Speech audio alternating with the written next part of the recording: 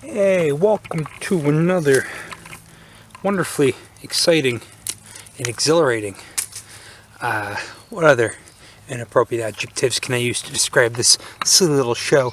Another episode of NEcology. It is mid-May, and as you're about to see, wildflower season, I hate that term wildflowers, but wildflower season is more or less in full swing here in New England, and will be for the next, couple of weeks as we head through Memorial Day, even into June, as you get up north and up into the White Mountains. What we're looking at here is a plant that, probably could have shown it at any point in the last couple of years, but it never really stuck with me enough to go out of my way to find it until now. It actually, despite finding a whole bunch of rare and unusual shit so far this season, at least compared to what I feel like I'm usually capable of doing. This thing actually eluded me for a couple of weeks. Eluded me until now. I was, just able to find it. I don't know if I said this in the last thing I was filming, but I was able to find a cool orchid that despite some very conscious and strenuous efforts to find last year, located like 15 minutes from my house. Anyway, we'll talk about that when we get to it. I'm gonna do an episode on that. Don't you worry. We'll get to it when we get to it. What's in front of us right now is a cool milkwort, a very cool and showy member of the family Polygalaceae, which is one of the families in the order Phabales, so closely related to peas, which you can kind of understand if you take a good look at the thing. Came by here about a week ago, actually searched around for a couple hours, and despite there being INAT pins, from a few different spots where we're at, I just couldn't find it. I don't know if it wasn't out yet or I wasn't looking in the right spot. Could have sworn I came by here, but I guess not. So this is Polygaloides paucifolia, the fringed milkwort, Gaywings. It goes by a couple of, quite a few different whimsical common names. And you can kind of see maybe how this is related to a pea. So this guy's got the two flowers sticking out the top here, alternate leaves, simple, unlike most other, unlike anything in Fabaceae, which is you're going to have trifid or compound leaves. This has just got simple, alternate, entire leaves. In that flower structure, looks a bit odd. Let's get in there and really take a look at this thing real quick.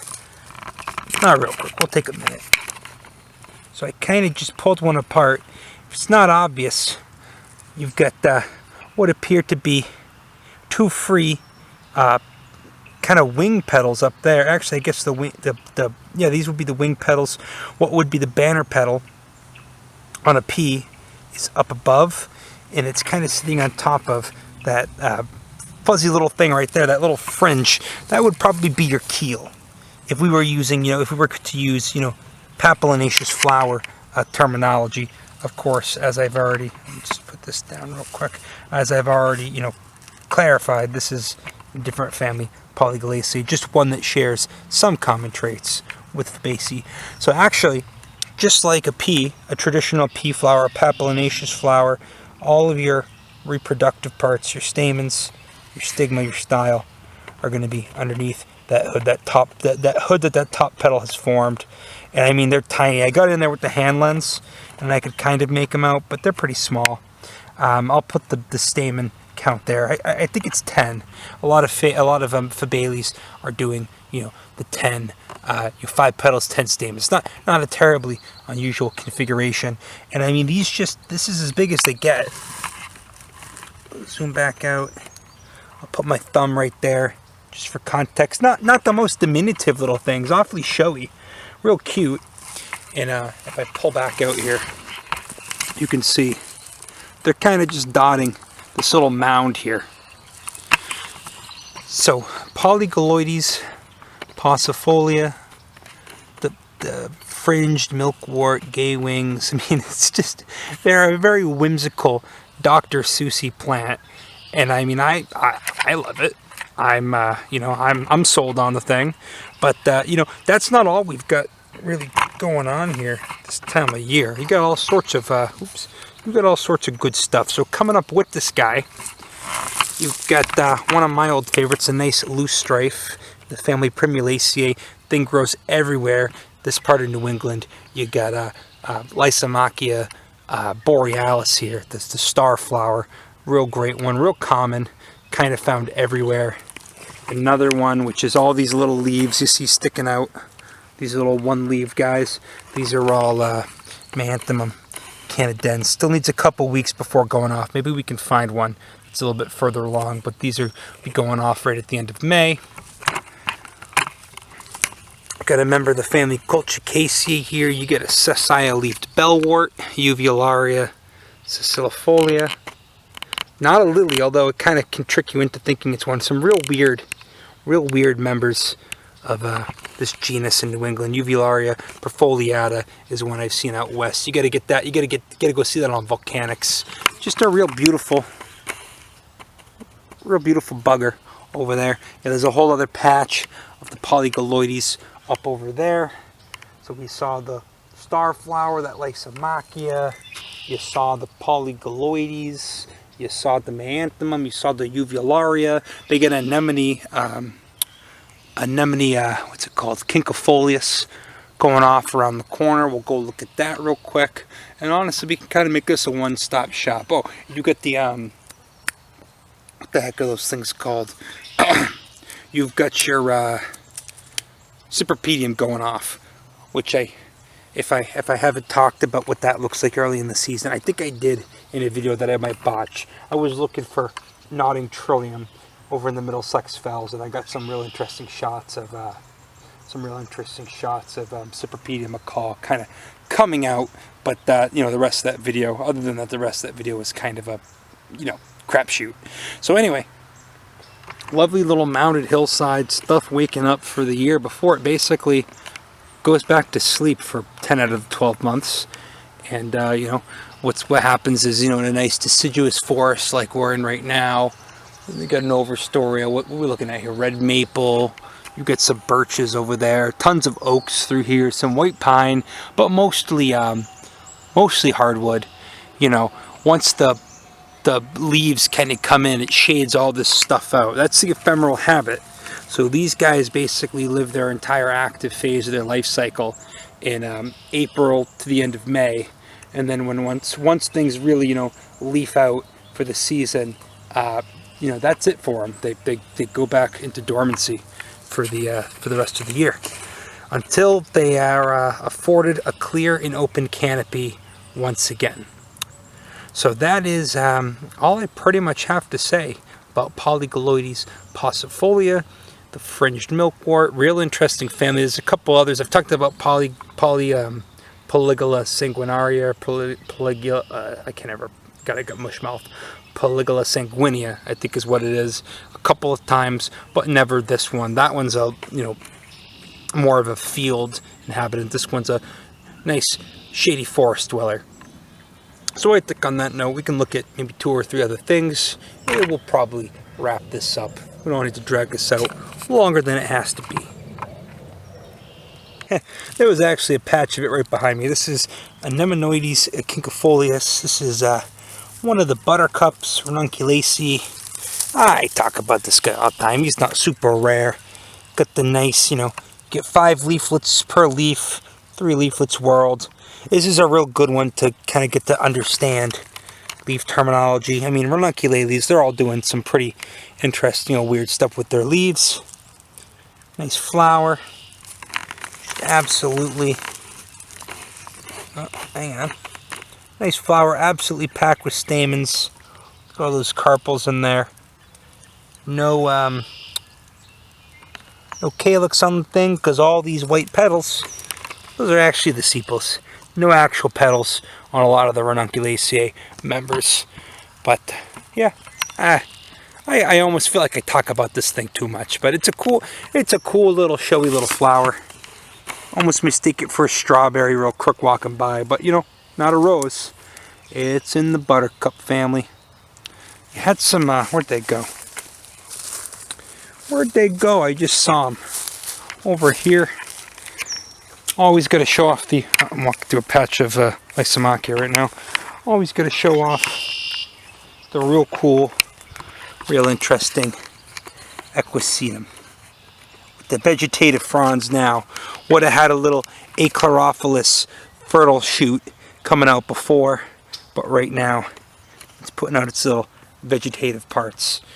It's a fern, if you can believe it or not. It's a weird one, but a fern nonetheless. Equisetaceae family, Equisetalis order, its own whole little clade of ferns. A eusporangiate fern. In fact, I believe the most basal clade of ferns. A real weird one. A real weird one. Okay, so this is, I actually saw this when I was walking, and I just kind of laid a stick across to mark where it was. This is real interesting. This is a nice little patch of Cypripedium acaule. This is the pink lady slipper right here. What you're looking at, this is the fruit from last year, which, you know, ripens and turns into a first green capsule, then a woody brown capsule over the winter. And they're very persistent, surprisingly. So these are, you know, orchids have inferior ovaries, so the flower was actually emerging from this withered bit here, and this is behind the flower. Underneath the guy, he's coming up through a, I don't think it'll mind if we pick this little maple leaf off. There we go, now you're free. So, down below, what you're looking at there, there's the one in bud. You know, orchids, they're ephemerals, so they kind of do the same thing that a lot of these other plants are doing, albeit this species a little bit later, obviously, than what we just looked at. I digress. Functionally, what you're looking at here is it'll have two leaves unfurl. Right here is this dorsal bract that, again, a lot of orchids have. And then up in here, what you're looking at, Cypripedium, only this species of Cypripedium only appears to have two sepals, because I believe it is the dorsal sepals up top, these ones right here, that are fused. I'll correct myself if I'm wrong. I got a whole plant spotlight on this guy. You can go look. And then on the inside, here are two of those petals kind of starting to come out, and then that big thing on the bottom there, that's going to be that nice pouch, that actual slipper, that labellum. So you can get a real good snapshot of orchids. They look so weird when they're actually blooming, but when you can really, you know, see them in bud and you get a chance to do that, the anatomy makes a lot more sense now, doesn't it? So I'll put the little arrows. So this is the dorsal bract. The two outermost green things, that's one fused pair of sepals and one free dorsal sepal.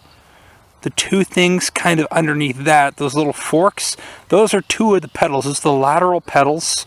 And then that kind of lump down there in the middle, that's the labellum, which on a lady slipper is modified into a pouch. Real beautiful, just in bud. I mean, how can you not love an orchid, especially, you know, something in Cypripedium, a lady slipper?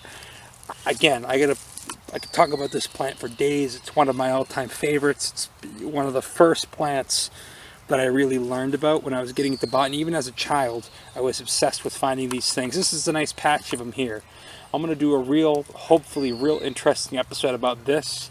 And a plant, while not, you know, absurdly rare, is significantly more uncommon than it. A cool species of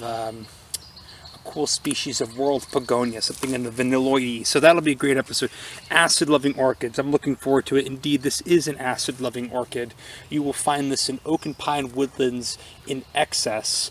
But should you, you know, take yourself out there to, you know, some of the more calcareous regions of Vermont, this one becomes more rare, and you know, you get a whole other cast of characters. You start getting yellow lady slippers. You start getting showy orchids. You don't really get the acid lovers like you do out here in kind of the southeast corner of New England. But, you know, we'll talk about that more in depth. I just wanted to show you that because it's real cool to see what they look like when they first emerge and what they look like when they're, you know, long spent after a winter of, you know, after after a winter. So, you know, you get plenty of pictures of them in full bloom. Why not show you something just a little different? We'll go look at 2 more things. Let me show you a cool, I'll show you 3 more things. You get a cool member of Araliaceae starting to bloom, which I probably won't come back to talk about just because meh. And then a nice Amelanchier or some other type of apple adjacent thing going off around the corner. I actually we'll have to verify what species that is. I'll have to figure that out. So anyway, without further ado, let's go look at that.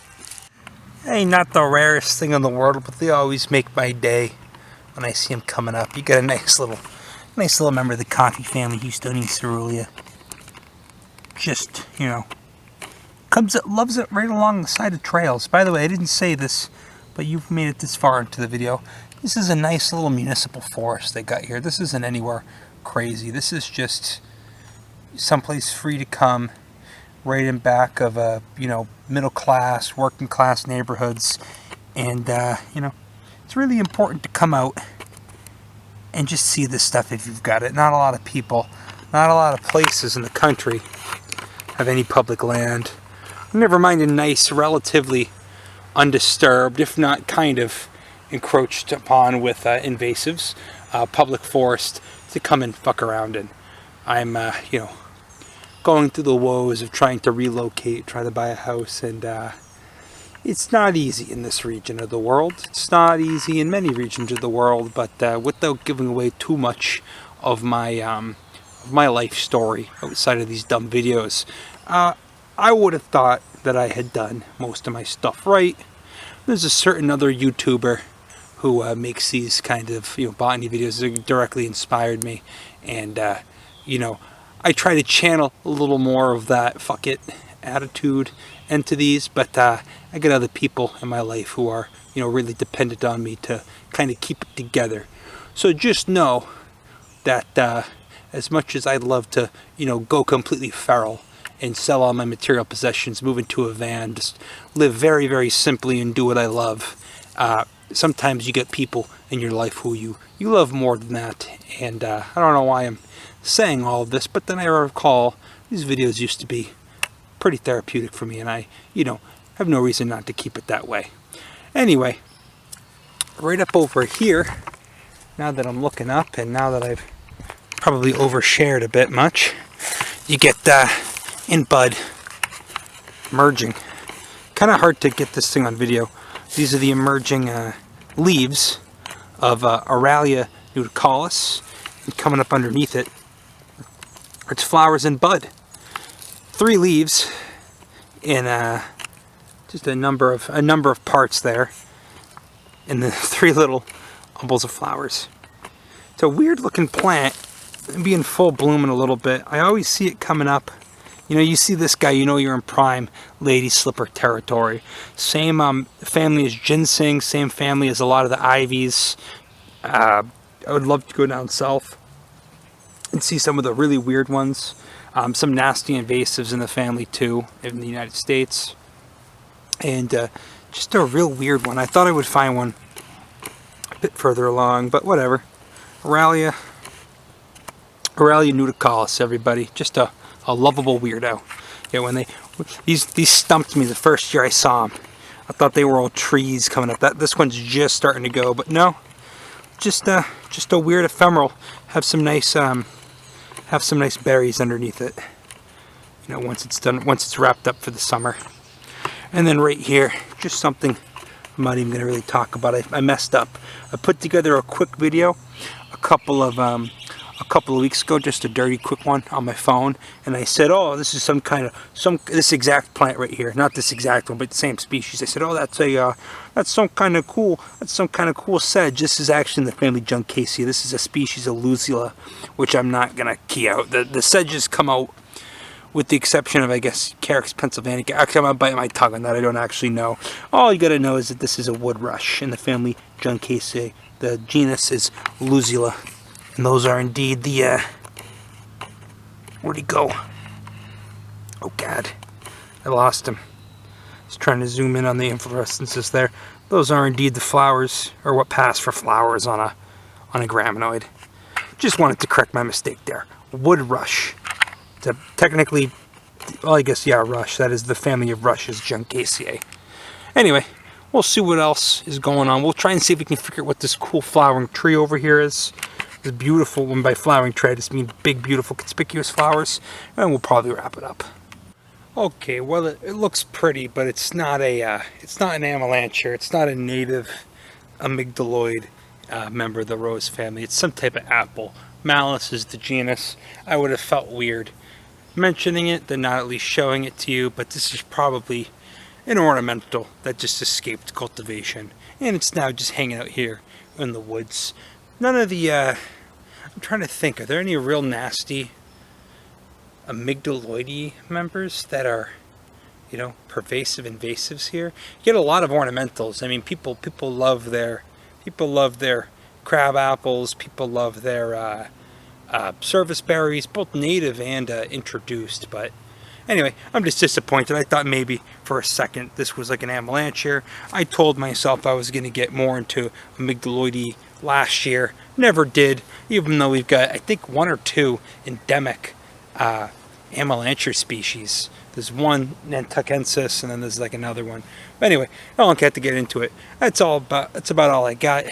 At least you get something pretty to look at. Just know that there's about 1.5 million white flowered tree or shrub Rosaceae members native to New England. Geez, how many? 30 species of Crataegus. You've got that kind of all do the same thing. You get your prunus, some very speciose genera of beautiful plants, but this is not one of the native ones. This is probably, what do they call this, Taringo apple. It's from East Asia, or a lot of them are. You know, East Asia and the eastern United States have that, you know, commonality thing. There's a lot of species in common between East Asia and the East Coast of the United States. You'd probably think that there was more in common with maybe Europe, and indeed there is quite a bit of overlap, especially with circumboreal species. But we have, I don't know this offhand, but like there's certain genera like Tsuga and Chamaecyparis, especially some of the older, you know, conifer lineages that they don't get in Europe. Like, they don't have hemlocks in Europe. They don't have Chamaecyparis in Europe, but they don't have God, there's a couple other ones, just genuses, genera, whatever you want to call it, that are found only like Japan, Korea, and then like Appalachia. It's a real fascinating similarity. Anyway, I'll go out on that tidbit. This thing's standing over a bunch of poison ivy, or growing over a bunch of poison ivy, so I'd feel real stupid if I spent any more time talking about it, getting poison ivy, talking about something that's not even native. But just case in point, you get a lot of cool commonalities between the two.